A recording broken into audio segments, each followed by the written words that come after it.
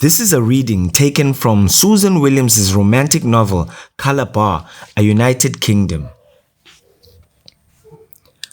On the day that Ruth arrived in Seretse, Seretse's uncle Chekedi went into voluntary exile. For as long, he announced, as the white woman Seretse has married stays here. Chekedi and the headmen who were leaving made a public declaration about the crisis before they left. They were compelled to take this drastic step, they said, not because they did not love their country, but because of their concern for the future of the protectorate. Nor did they challenge the position of Seretse as heir apparent, but they questioned the legality of the steps that had been taken by his supporters.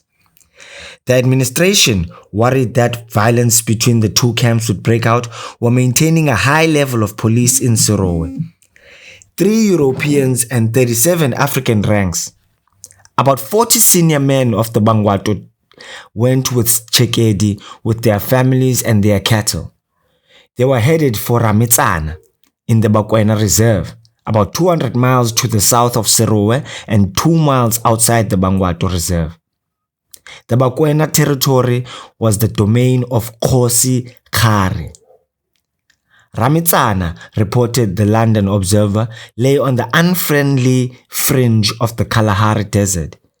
Everywhere sand lies ankle deep like powdered mud. It was as inaccessible as it is friendless, sprawled among the leafless camel thorn trees. In this wilderness, almost entirely uninhabited, was a thirst land given over almost entirely to herds of impala, springbok, ostriches, and lions. If they had stayed, recalled one of the men who went with Chekedi years later, there would have been bloodshed. This has always been an African tradition. Whenever it was felt that tensions had built up, either an uncle or son would remove himself from the main body of the tribe, and this has recurred so frequently and is so much a part of our history that the stories are really endless. But it was very hard to go into exile. I was among those 200 and what at first seemed a joke turned our life upside down. My father had died, so I packed up with my wife, mother, and family. Chekedi bought 4 red trucks and the women and children were transported on them while the men took wagons and their cattle on foot.